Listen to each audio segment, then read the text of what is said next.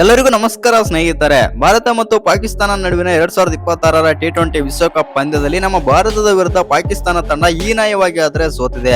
ಇನ್ನು ಈ ಪಂದ್ಯ ಮುಗಿದ ಬಳಿಕ ಮಾತನಾಡಿದಂತ ಸೌತ್ ಆಫ್ರಿಕಾದ ದಿಗ್ಗಜ ಆಟಗಾರರಾಗಿರುವಂತಹ ಎಬಿ ಡಿವಿಲಿಯರ್ಸ್ ಮತ್ತು ಫ್ಯಾಫ್ ಡು ಪ್ಲೆಸಿಸ್ ಕೊಟ್ಟರು ಭಾರತದ ಬಗ್ಗೆ ಬೆಂಕಿ ಹೇಳಿಕೆ.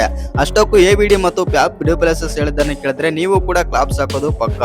ಅಷ್ಟಕ್ಕೂ ಎಬಿಡಿ ಮತ್ತು ಫ್ಯಾಫ್ ಡು ಪ್ಲೆಸಿಸ್ ಅವರು ನಮ್ಮ ಭಾರತ ತಂಡದ ಬಗ್ಗೆ ಏನೆಲ್ಲ ಮಾತನಾಡಿದ್ದಾರೆ ಅಂತ ತಿಳ್ಕೊಂಬರೋಣ ಬನ್ನಿ.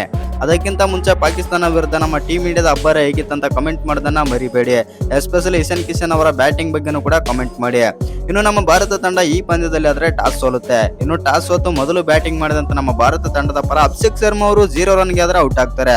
ಹೌದು, ಈ ಪಂದ್ಯದಲ್ಲಿ ಅಭಿಷೇಕ್ ಶರ್ಮಾ ಅವರು ಆಡ್ತಾರೆ ಅಂತ ಎಲ್ಲರೂ ಕೂಡ ಒಂದು ಎಕ್ಸ್ಪೆಕ್ಟೇಷನ್ ಆದ್ರೆ ಇಟ್ಕೊಂಡಿದ್ರು. ಯಾಕಂತಂದ್ರೆ ಇನ್ನು ಪಾಕಿಸ್ತಾನ ಅಂತ ಬಂದಾಗ ಅಭಿಷೇಕ್ ಶರ್ಮಾ ಮೇಲೆ ನಮ್ಮ ಭಾರತದ ಅಭಿಮಾನಿಗಳು ತುಂಬಾನೇ ಆದ್ರೆ ನಂಬಿಕೆ ಇಟ್ಕೊಂಡಿದ್ರು. ಆ ಕಾರಣದಿಂದಾಗಿ ಇವತ್ತಿನ ಪಂದ್ಯದಲ್ಲಿ ಅಭಿಷೇಕ್ ಶರ್ಮಾ ಪಾಕಿಸ್ತಾನದ ಮೇಲೆ ಸಿಡಿದೆದ್ದೇಳುತ್ತಾರೆ ಅಂತ ಅನ್ಕೊಂಡಿದ್ರು.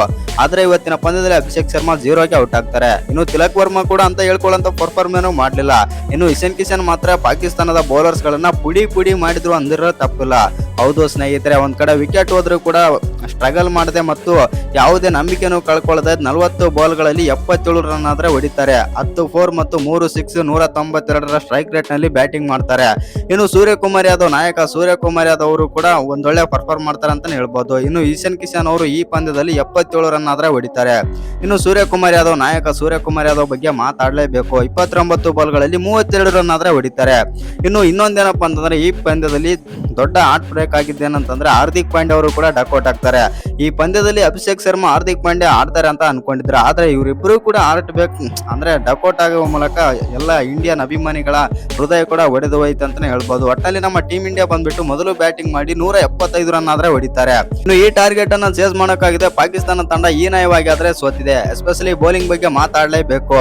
ಇವತ್ತು ವರುಣ್ ಚಕ್ರವರ್ತಿ 2 ವಿಕೆಟ್ ತೆಗೆದ್ರೆ, ಅಕ್ಷರ್ ಪಟೇಲ್ 2 ವಿಕೆಟ್ ಆದ್ರೆ ತೆಗಿತಾರೆ, ಬೂಮ್ರಾ 2 ವಿಕೆಟ್ ತೆಗಿತಾರೆ.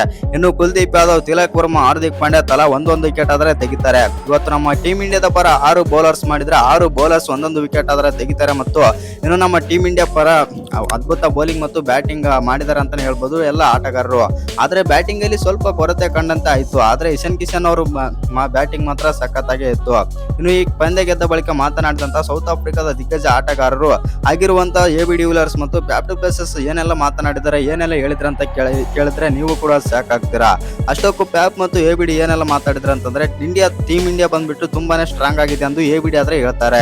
ಇನ್ನು ಎಬಿಡಿ ಇನ್ನಷ್ಟು ಕೂಡ ಮಾತಾಡ್ತಾರೆ ಅಂತಾನೆ ಹೇಳ್ಬೋದು. ನನಗೆ ಟೀಮ್ ಇಂಡಿಯಾ ಅಂದ್ರೆ ತುಂಬಾನೇ ಇಷ್ಟ ಮತ್ತು ಈ ಬಾರಿ T20 ವರ್ಲ್ಡ್ ಕಪ್ ನಲ್ಲಿ ಭಾರತ ಮತ್ತು ಸೌತ್ ಆಫ್ರಿಕಾ ಮತ್ತೊಮ್ಮೆ ಫೈನಲ್ ಪಂದ್ಯ ಆದ್ರೆ ಆಡಲಿವೆ. ಆ ಪಂದ್ಯಕ್ಕೋಸ್ಕರ ನಾನು ಕಾಯ್ತಾ ಇದ್ದೇನೆ ಮತ್ತು ಈ ಪಂದ್ಯದಲ್ಲಿ ಫೈನಲ್ಗೆ ಭಾರತ ಬರುತ್ತೆ ಮತ್ತು ಸೌತ್ ಆಫ್ರಿಕಾನು ಕೂಡ ಬರುತ್ತೆ. ಯಾಕಂತಂದ್ರೆ ಎರಡೂ ತಂಡಗಳು ಕೂಡ ಬಲಿಷ್ಠವಾಗಿವೆ. ಇನ್ನು ಈ ಬಾರಿಯ ವರ್ಲ್ಡ್ ಕಪ್ಗೆ ನನಗೆ ಫೇವರೇಟ್ ತಂಡ ಅಂತಂದ್ರೆ ಸೌತ್ ಆಫ್ರಿಕಾ ಬಿಟ್ರೆ ನೆಕ್ಸ್ಟ್ ಭಾರತ ತಂಡನೆಂದು ಎಬಿಡಿ ಆದ್ರೆ ಹೇಳಿದ್ದಾರೆ. ಇನ್ನು ಫ್ಯಾಫ್ ಡು ಪ್ಲೆಸಿಸ್ ಕೂಡ ಮಾತಾಡ್ತಾರೆ ಅಂತ ಹೇಳ್ಬೋದು. ಹೌದು ಸ್ನೇಹಿತರೆ, ಫ್ಯಾಫ್ ಡು ಪ್ಲೆಸಿಸ್ ಏನೆಲ್ಲ ಹೇಳ್ತಾರೆ ಅಂತಂದ್ರೆ ಈ ವರ್ಷ T20 ವರ್ಲ್ಡ್ ಕಪ್ ನಲ್ಲಿ ಭಾರತ ತಂಡ ಅದ್ಭುತವಾಗಿ ಆದ್ರೆ ಆಡ್ತಾ ಇದೆ. ಬ್ಯಾಟಿಂಗ್ ಮತ್ತು ಬೌಲಿಂಗ್ ಎರಡರಲ್ಲೂ ಕೂಡ ತುಂಬಾನೇ ಸ್ಟ್ರಾಂಗ್ ಆಗಿದೆ ಮತ್ತು ಡೇಂಜರ್ ತಂಡ ಅಂದ್ರೆ ಈಗ ಸದ್ಯದ ಮಟ್ಟಿಗೆ ಭಾರತ ಅಂತ ನನ್ನ ಪ್ರಕಾರ ಭಾರತ ಎಂದು ಫ್ಯಾಫ್ ಡು ಪ್ಲೆಸಿಸ್ ಆದ್ರೆ ಹೇಳಿದ್ದಾರೆ.